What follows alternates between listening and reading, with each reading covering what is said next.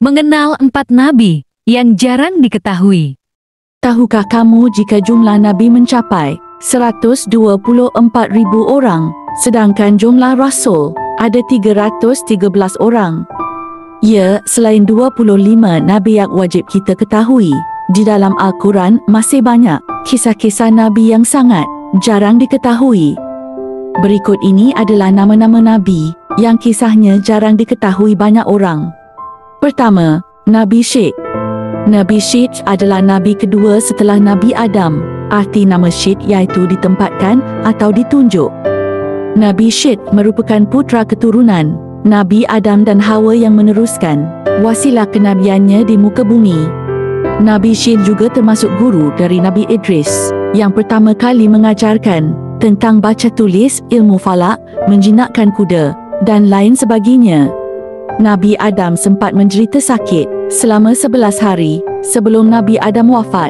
Nabi Syed menerima beberapa wasiat untuk meneruskan kenabiannya dan diperintahkan untuk memerangi Kabil yang durjana.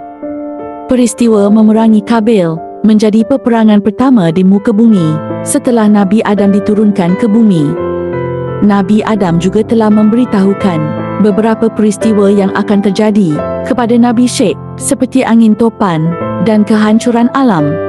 Dikeluarkan pula seutas tali sutra yang diturunkan dari surga yang memuat vision tentang kisah para nabi yang akan meneruskan kenabiannya. Tali tersebut disimpan di dalam tabut yang terkunci. 2. Nabi Khidir. Nabi Khidir adalah nabi yang misterius.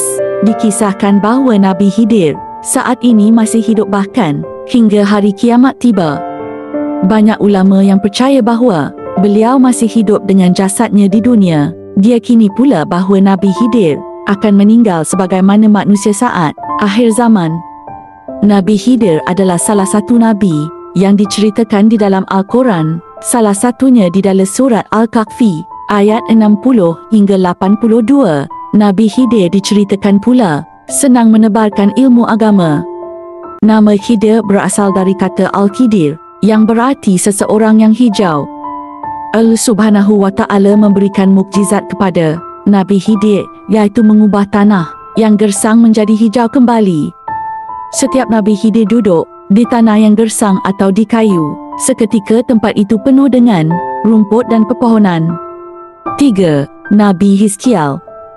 Nama lengkap Nabi Hizkiel adalah Hizkiel bin Buzi. Beliau merupakan salah satu Nabi Bani Israel yang datang setelah Nabi Yusha.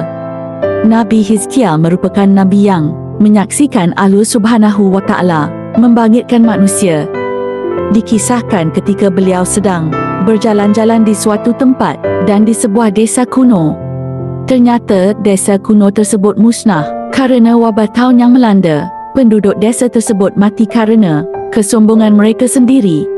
Mayat-mayat mereka tergeletak bergelimpangan, tak ada yang mengurus hingga membusuk dan tersisa tulang belulangnya saja.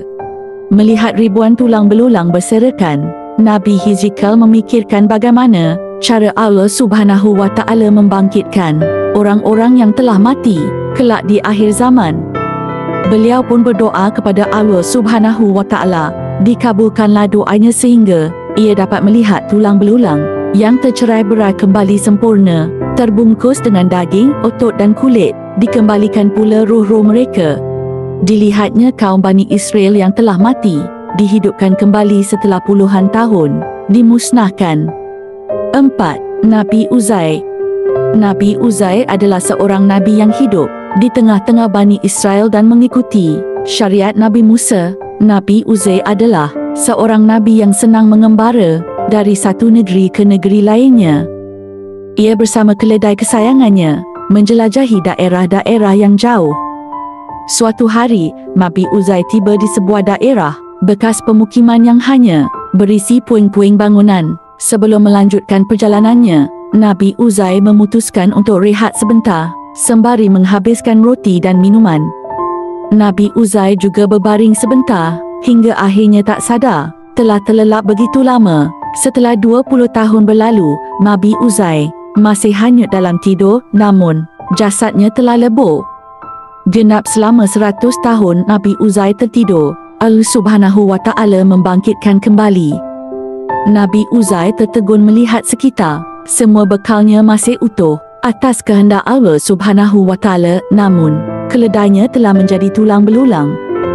Allah Subhanahu wa Ta'ala mematikan dan membangkitkan kembali karena rasa penasaran Nabi Uzai tentang bagaimana rasanya dibangkitkan dari kematian setelah bertahun-tahun. Selain itu, ketika Nabi Uzai terlelap, terdapat peristiwa besar di mana Raja Nebukadnezar menyerbu Bani Israel dan membakar habis kitab-kitab Taurat. Selain itu, para ulama dan pembaca kitab suci juga dibunuh oleh mereka. Itulah beberapa nabi yang jarang kita ketahui. Semoga menambah wawasan dan bermanfaat. Terima kasih sudah menonton, like, komen, share dan subscribe.